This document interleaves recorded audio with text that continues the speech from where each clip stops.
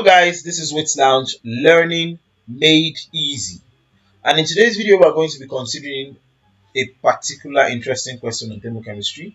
We'll try to answer this particular question, but before that, if you haven't liked, subscribed, or shared this video, please do that. Now, before we get into this question, it's important to note the following talking points. Well, let's look at the question before that anyway. Calculate the CH bond energy given that the heat of formation of CH4 brackets minus 74.85 kilojoules, comma, heat of dissociation of hydrogen 430.95 kilojoules. Now you notice that there's no sign, which implies that this is going to be a positive enthalpy. We'll discuss that. And the heat of sublimation of graphite CS is going to be 711.28 kilojoules. Full stop. Okay, so the point about it is we are going to answer this question, but there are certain things that we need to understand to be able to answer this question. And what are those things? The first thing we are going to consider to be able to answer this question is understanding the concept of enthalpy change.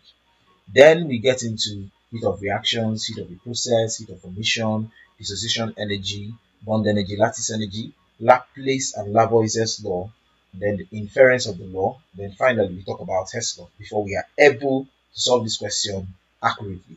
Now, let's start with the first point. What is enthalpy change? Generally speaking, the term enthalpy refers to heat content, and enthalpy change is the term used to describe the amount of heat that is absorbed or evolved during a particular process.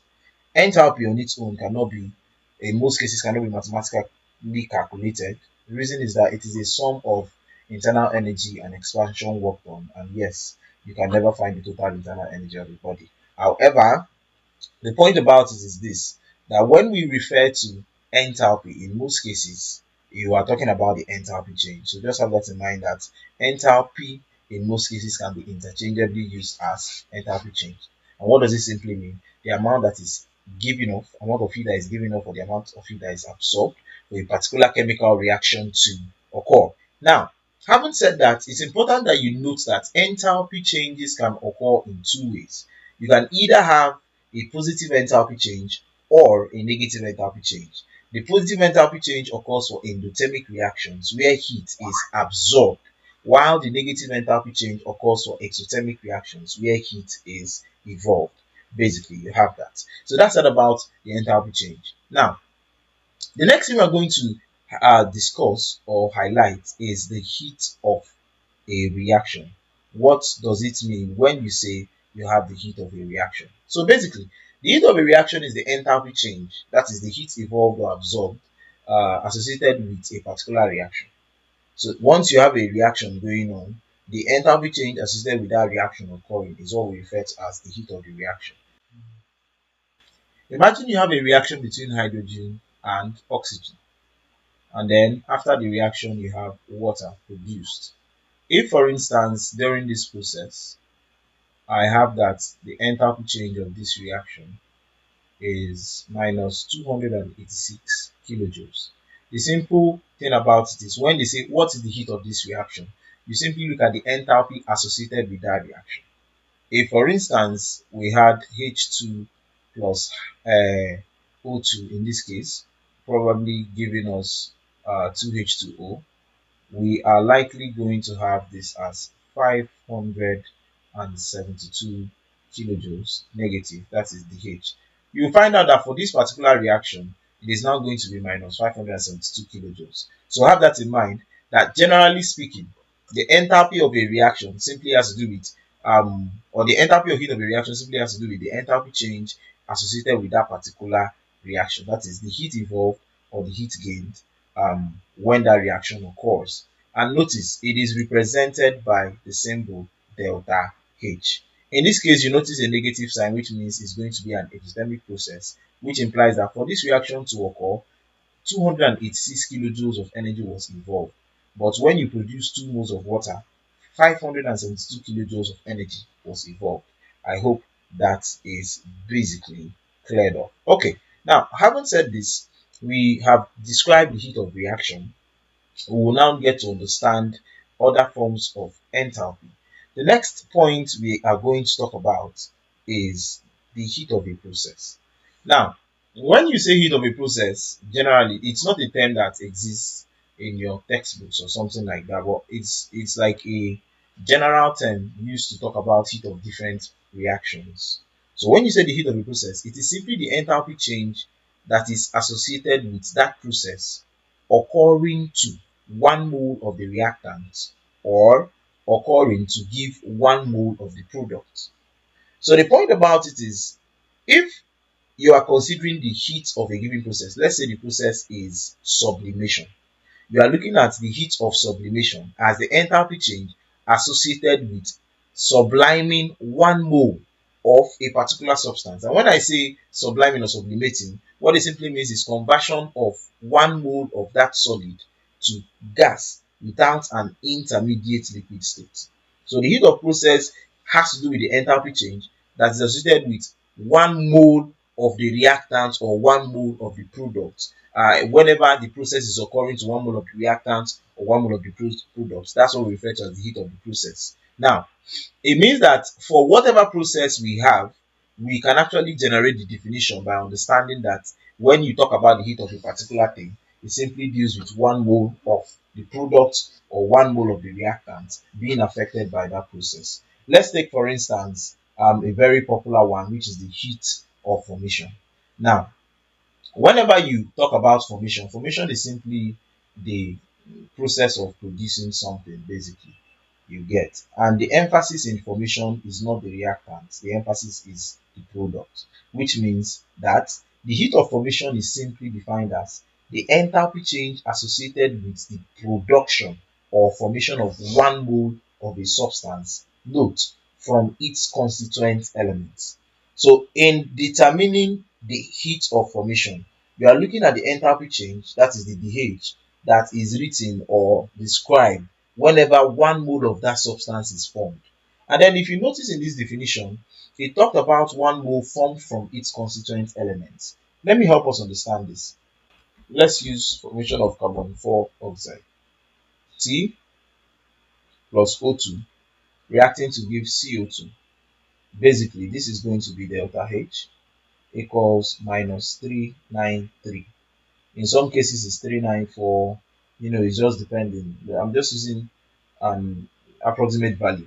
Now, this is a particular reaction, and this is another reaction to give CO2. CO2. And in this case, the enthalpy change for this reaction is relatively minus 282 kilojoules. Now, in both reactions, 1 mole of CO2 was formed. But which of these two reactions is the heat of formation? The answer is basic. Heat of formation is simply the enthalpy change associated with the formation of 1 mole of a substance from its constituent elements. The constituent elements of carbon 4 oxide are carbon and oxygen, so this approves as the heat of formation. However, this does not approve as the heat of formation. Why? Even though 1 mole is formed, it was not formed from the constituent element. This is an element, but this is a compound. So this is not the heat of formation. So you can't call this the heat of formation. You could call it heat of anything. We'll get to understand the heat of what it is, but this is not the heat of formation. So whenever you say heat of formation, you are considering the enthalpy change associated with the formation of 1 mole of a substance from its constituent elements, basically. Now, there are so many other heat of reactions, but it has been discussed in our other videos on thermochemistry. Basically, what I want to do is to answer this question, but you need to have this in mind when you are answering this particular question. Now, having talked about the heat of formation, remember that in the heat of formation, basically, when a substance is formed, it is usually formed from the constituent elements, the molecular forms of that element. So have that in mind. It's important you take note of this because it will help us when we get to solve our question. Now, the next point we need to talk about to be able to solve that question is dissociation energy. Now, dissociation energy is the enthalpy change associated with the formation of breaking of a covalent bond between atoms in a molecule to give gaseous atoms of the constituent elements. This is a very important point you need to take note of. Now, whenever they say dissociation energy, it's simply the energy that broke a covalent bond. So if for instance I have let's say for instance, let me take this out of the screen or the board. Let's say for instance I have methane.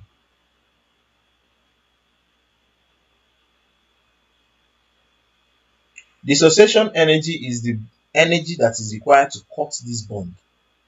And when I cut this bond, the energy that will help me to break this bond, not just break it, but break it such that it will now give me the gaseous constituent, that is hydrogen as a gaseous atom and carbon as a gaseous atom, basically. So when I'm looking at that, what I'm considering at this point is dissociation energy. But note, dissociation energy can differ, basically. I will explain that in a jiffy. But just have that in mind that dissociation energy is simply the energy required to break a covalent bond between atoms inside a molecule. And as I said, if it breaks it, it will lead to the production of those atoms in their gaseous states. So that's that basically about dissociation energy. So just to reiterate, for those of you that might be putting things down, it is the enthalpy change associated with the formation or breaking of a covalent bond between atoms in a molecule to give gaseous atoms of the constant element. So note that anytime the covalent, you are talking about dissociation energy, the after the bonds are broken, the atoms that are formed must be in gaseous state.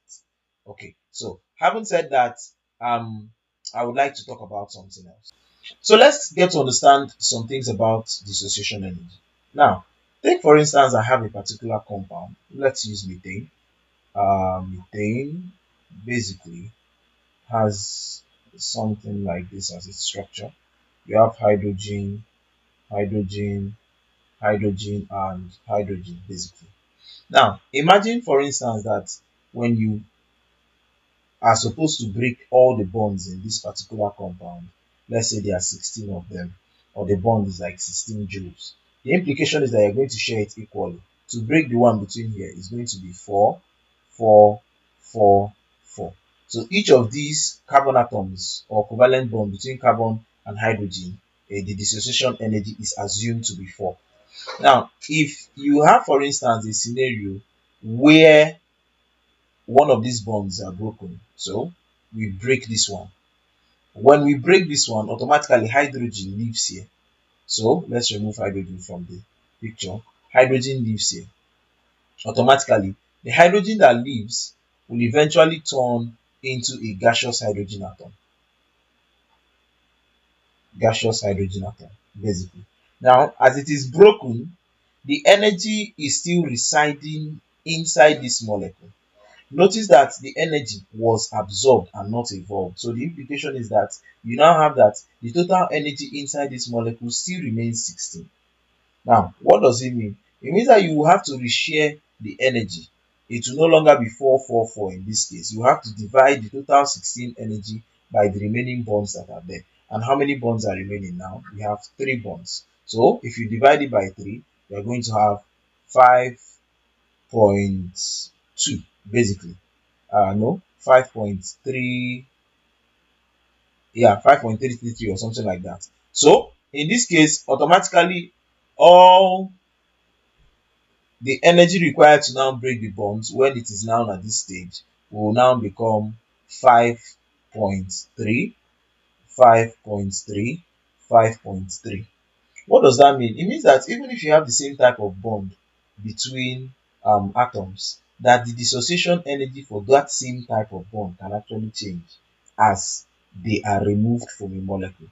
If you remove another hydrogen, for instance, you will notice that in this case, let's remove this one. If we remove another one, sever the bond, break this particular bond, and then we remove the hydrogen, automatically you will notice that the energy that will now be shared between these two would now be 8 and 8 basically. Notice something, that as similar bonds are broken, automatically the dissociation energy changes. It's not a constant. Even if you have the same type of bond. Like if you notice, we initially had 4 as dissociation energy between carbon and hydrogen.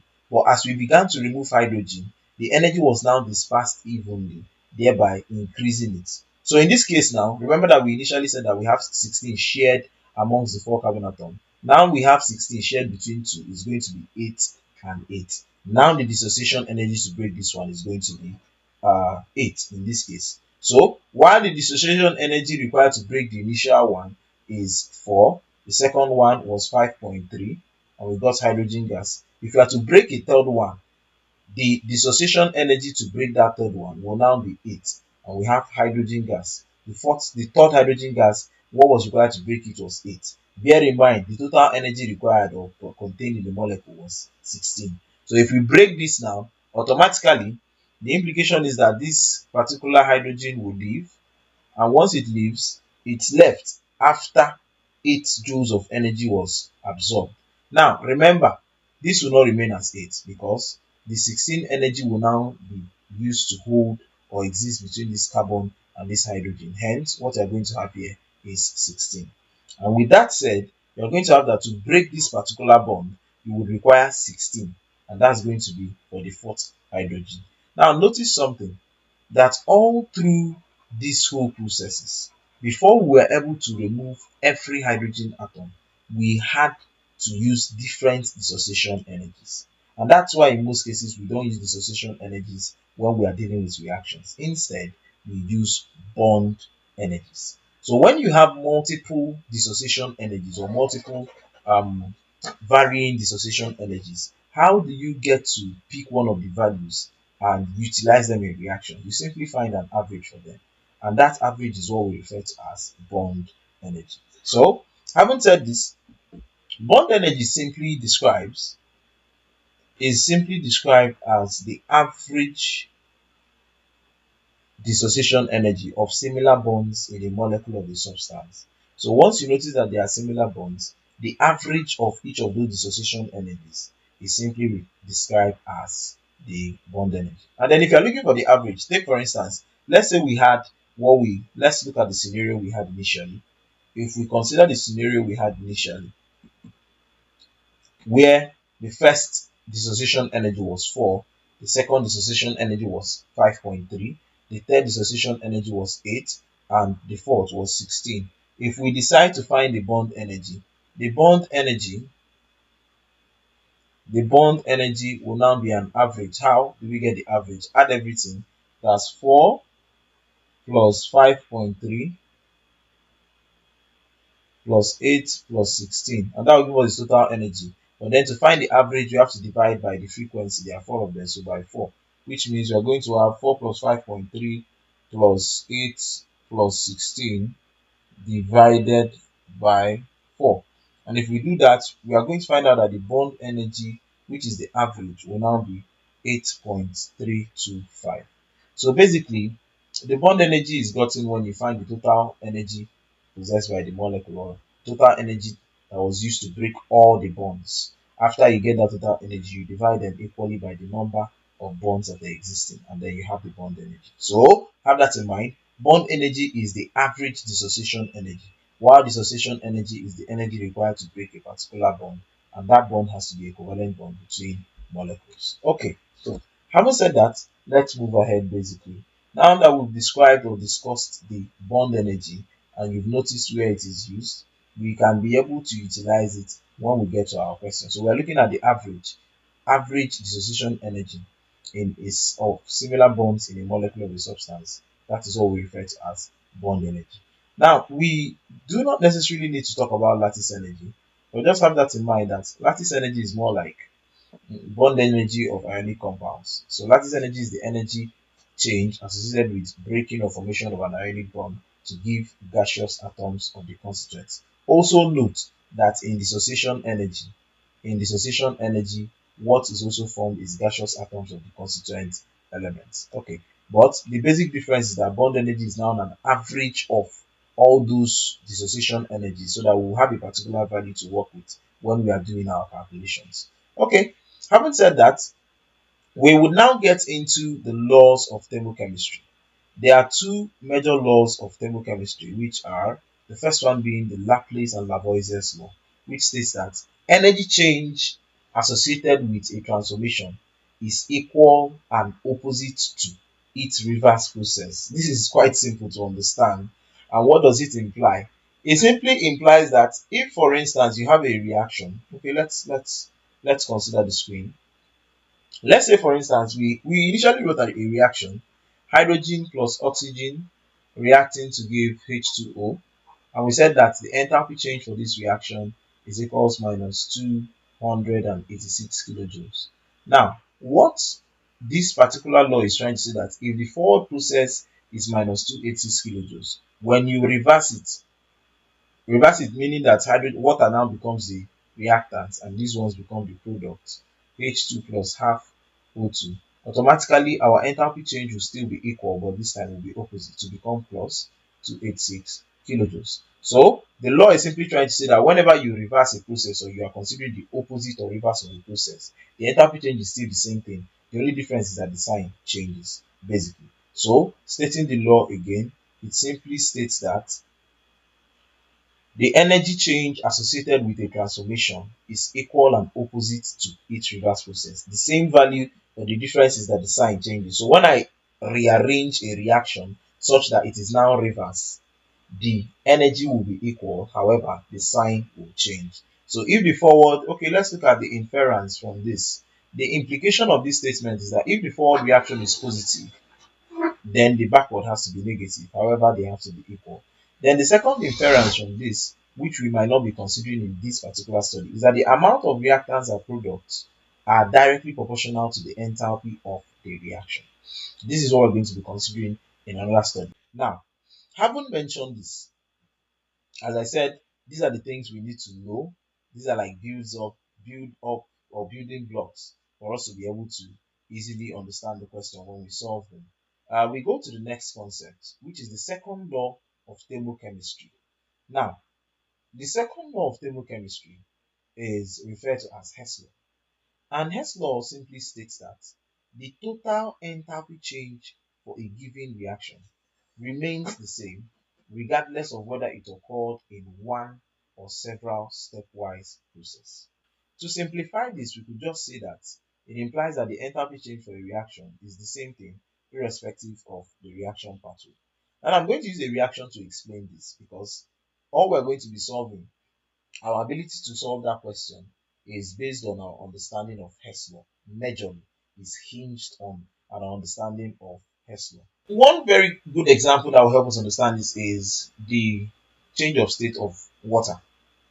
Now, water, when it is solid, is referred to as ice. And if I am going to convert solid water, which is ice, to liquid, it is referred to as melting. Now, this particular enthalpy change for this reaction is going to be equals 25.2 kilojoules. Basically, is a positive enthalpy. You get. So when I want to convert solid water or ice block to liquid water, the enthalpy change I need is equals plus 25.2. Now, if I now want to convert the liquid water to gas, I am going to have that the enthalpy change to gas, which is the enthalpy of vaporization. Let's use the H of V. Here is the H of fusion or melting. In this case, we are going to have that the enthalpy change for vaporization is going to be 41 kilojoules per mole. Yeah, per mole basically. And I would like you to notice something. Here is from solid to liquid. Here is from liquid to gas. Now, the enthalpy change, you could actually look this up. To convert a solid water molecule to a liquid to a gaseous water molecule without an intermediate liquid state is given as 66.2 kilojoules per mole. So just have that in mind that this is the enthalpy change of sublimation. Now, why did I give you this data? For you to understand something. Now, did you notice that when I sublimed, I went directly from solid to gas? This is one step. But in this case, I went from solid to liquid first and then from liquid to gas. What Hess law is trying to say is the beginning and the end of this process is from solid to gas. So when I consider the total energy I spent from going from here to here, whether it occurs in two steps or just in one step, they will be equal. Let's prove that. If you add these two energies, what you are going to have is still 66.2. So have that in mind. If you perform the reaction of solid to gas by sublimation, the energy required is 66.2. However, when you perform that reaction in several steps, when you add that total energy, eventually you will still notice that it's the same thing. So what Hess law is trying to say is perform a reaction by a straight way or perform it in several pathways, provided the beginning and the end is the same thing. Automatically, the total energy you used up will still remain the same. So the question is, how much do you know and how do you understand breaking down of these reactions? Because if you are able to break them down, you can be able to solve or resolve any question. Okay, let's try out another example to help us understand this. If for instance, you have a reaction, let's say C plus O2 reacting to give CO2, and then they ask you to find the enthalpy of formation of CO2. You get basically, and you are looking for it. Let's call it X. Now, most combustion reactions or processes are exothermic. That's why I have a minus there. But we're going to find that out anyway. Now, given that I have these two reactions, I have that C plus O2 to give CO. The enthalpy change is given as minus 111 kilojoules per mole. In this case, I formed CO. But when I have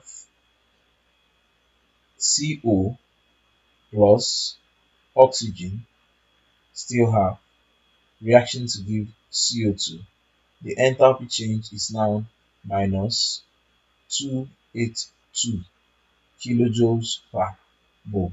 Now, we are asked to find this particular enthalpy that goes from carbon to CO2. What they gave us is from carbon to CO and from CO to CO2. Please, according to Hess law, once you have the beginning and you have the end, just add the total energies from that beginning reaction to the end reaction. Now, according to Hess law, if the reaction occurs once or by multiple stepwise processes, the total energy will still remain the same. So what does that mean? The energy of X is going to exactly be the same thing as adding these two energies. Why? We started with carbon and what we ended with is CO2. Even though it occurs in two steps, the implication is that when you add the energy of these two steps, it will give you the energy for starting with carbon and ending with carbon dioxide with one step. So whether you have one reaction or multiple reactions, the total energy to go from one place to the final location is going to be exactly the same thing. So according to our Hess law theory, it means that dH, which let's call this dH1, dH2, and dH3. According to Hess law, dH1 will now be equals dH2 plus dH3. Why will it be equals dH1 plus dH2 plus dH3? Because we have the beginning as C and the ending as CO2. However, in these two reactions, our beginning for here was C. But then at the end of the two-step processes, the final thing we got was CO2, which means that we have to sum these two things for us to be able to get the total energy required to convert it from carbon to CO2. Even though this occurred in two steps, and this one occurred in one step, the addition of these two energies would eventually give us this particular energy. And that is what Hess law is simply trying to say. So for you to be able to solve Hess law questions, you just have to know how to break down these things, knowing the reactions and knowing what you should do to split these reactions into simpler forms. Okay, having described and discussed all these, the major aim of all this description is to enable us to solve our question. So let's look at our question and see how much we can do with what we have. Okay, so the question says, calculate the bond energy given that the heat of formation. So note, we are looking for the bond energy. And I believe that the first thing you need to find is the total energy in methane. I'll get to explain why anyway. And when you find the total energy or the sum of the dissociation energies in methane, you now divide them by, remember we said that bond energy is simply gotten by adding all the dissociation energies and then dividing them by the number or frequency of that bond occurring in the compound. We'll get to understand this more. But let's look at the question again. So it says, calculate the CH bond energy, given that the heat of formation of CH4 minus 74.85 kilojoules, the heat of dissociation of hydrogen is 430.95 kilojoules, and the heat of sublimation of graphite is 711.28 kilojoules. The question now is, what is the bond energy? Now, as I said, the first thing I would like to say is that bond energy is simply average dissociation energy, which means you need to know your total dissociation energy, and once you find the total dissociation energy, you divide it by the frequency of occurrence of that bond for you to be able to get your bond energy. So let's get to work. We are going to apply Hess law to be able to answer this question, basically. I will try to reduce it. Let me just reduce the question so that we'll still be seeing it on the screen while I solve. Okay, so let's take it here. Yeah, so basically, so let's get to solve this question. Now, the first thing I would like to say is, as I said, the analysis of this question is the first thing you need to take note of. When you are asked to find the bond energy, you are asked to find the average dissociation energy. And what is dissociation? Dissociation is simply when you break it down to the gaseous atoms. When you break a covalent bond to form the gaseous atoms, what you did is dissociation. And the energy associated with that process is what we refer to as dissociation energy. So let's get to deal with that. So you have that. We'll have CH4 being the molecule that we are considering here, which is a gas. If we are referring to a dissociation process, it means that this CH4 has to be broken down to form carbon in gaseous state and individual atoms of hydrogen in gaseous state. That is when we will refer to this process as dissociation. We can refer to the definition or the earlier slide. If we consider the dissociation energy, let's go back to that. You will notice that it is the enthalpy change associated with formation of or breaking of a covalent bond between atoms in a molecule to give gaseous atoms. So when you break a covalent bond and form the gaseous atoms of the constituent elements, not gaseous molecules, gaseous atoms of the constituent elements, automatically that is what we refer to as dissociation. So have that in mind, because it will be a very important building block to our study. Now, with that said, yes, we've gotten the first part of the question, which is that dissociation implies that we're going to break it down. Now, note that there are 4 hydrogen atoms, so let's balance it. We have 4 here. Now, the enthalpy change of this reaction, this is a dissociation process. So the enthalpy change associated with dissociation is what we are going to have as the total dissociation energy required to break 4 hydrogen atoms. We don't have the value, so we are going to find that out. Now, let's get to work. Now, we have some values given in this question, and those things given in the question will help us understand this the more. First of all is that we are given the heat of formation of methane. So let's do a little bit description of that heat of formation. Heat of formation, as we see in the question, is simply the enthalpy change that is associated with formation of 1 mole of a substance from its constituent element, and we are giving it in the question. So let's write a reaction to support that claim. So we want to form methane. How do we form methane? We have carbon plus hydrogen gas, and once you have carbon and hydrogen gas combined, the constituent elements combine, and it gives us methane. The implication is that, okay, let's balance it. We have 1 mole produced here. Once you produce 1 mole from the elements that form that particular compound, the heat of formation you are talking about is what we refer to as the heat of formation of that substance. In this case, they said that the heat of formation of methane is going to be minus 74.85 kilojoules. Now, but in this case, did you notice that we're not talking about a formation, we're talking about a breakdown. So which means we are going to have to turn this reaction the other way. Note, this is a solid. So we're going to have to reverse this reaction so that it will be similar to this. Remember, the process is dissociation, not formation. So we're going to have to reverse this reaction. And according to Laplace law, when we reverse this reaction, this particular heat of formation will remain the same, but the minus will change to plus. So let's do that now. Why we need to reverse it is because we are talking about a dissociation process. So let's do that now. If we reverse it, we are going to have CH4 gas reversed to give the carbon solid plus two hydrogen molecules in gaseous form, which implies that the enthalpy of this reaction will now change to, instead of minus, will now be plus 74.85 kilojoules. Remember that why we had to reverse it is because we are dealing with a dissociation process. So we need to be talking about breaking down and not forming. So I just reversed it and we have that. Okay, so let me just quickly seclude this particular guy. We are not going to be using him. Why we wrote that out is simply for us to be able to understand that when you reverse this process, you will now get the breakdown process. But remember, this is not dissociation. Why is this not dissociation? Because we haven't formed the gaseous atom. So what do we need to do to make this particular reaction to be dissociation? We need to convert or break down this solid from the solid form into the gaseous state, and that is when it is referred to as dissociation. And we have some clues in the question. In this question, they gave us a way to break down carbon. And how do we break down carbon? By sublimation. And they gave us the energy to break down carbon. So let's do that. Converting carbon from solid,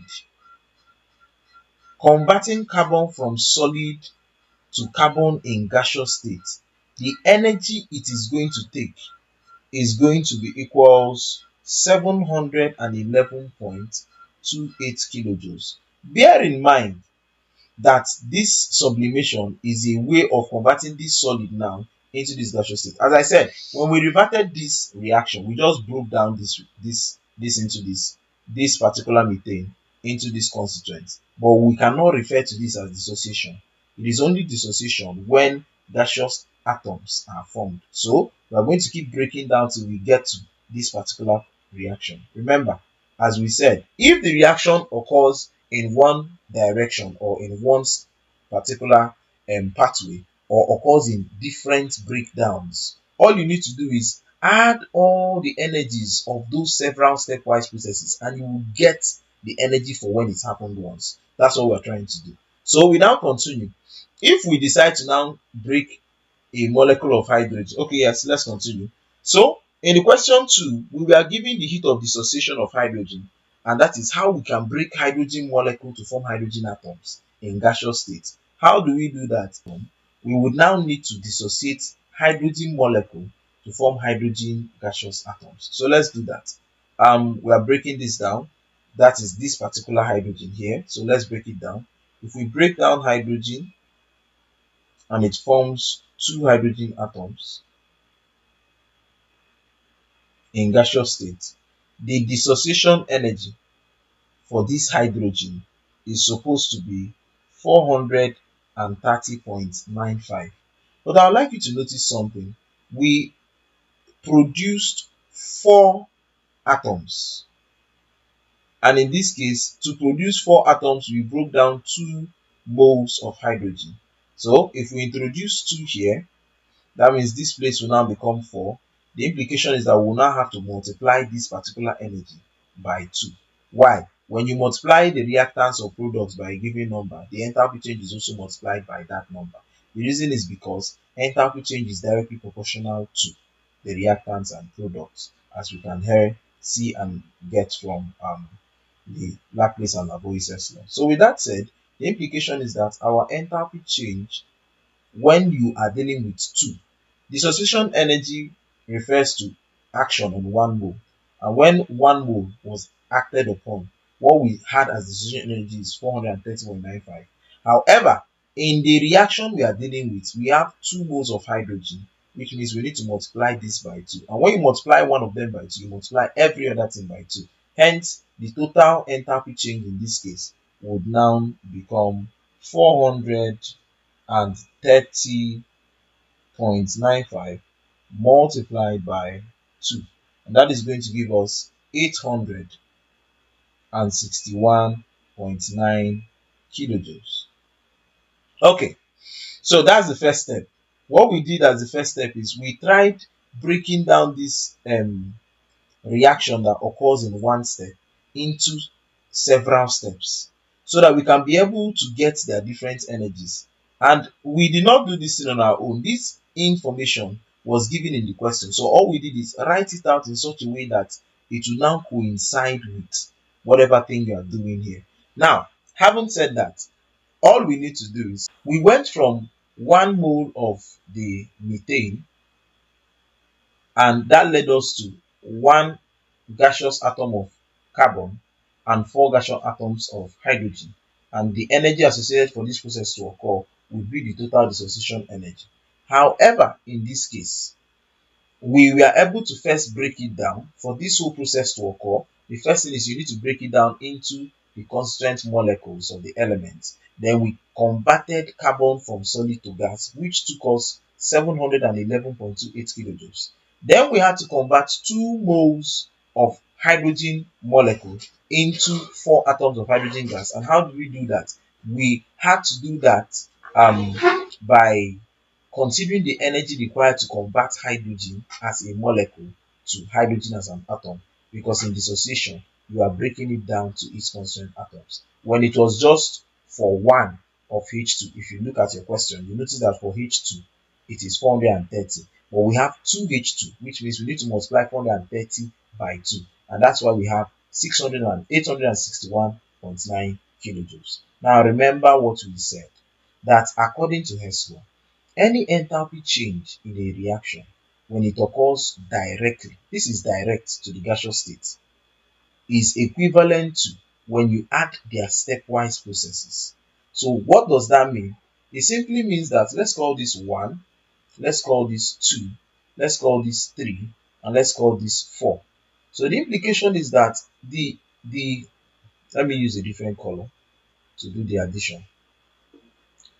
So the implication is that when I am looking for this total dissociation energy, which I refer to as DH1, it is going to be an addition of all these guys, which is I'm going to be adding 74.85 plus 711.28 plus 861.9. When I add all these things together, I am now going to get this guy. Why? Because we are told that according to Hess law, that whether it occurs in multiple steps or once, the total energy would be the same thing. So that's why we have this. Okay, so let's get to work. If we are doing the addition, this is going to be 74.85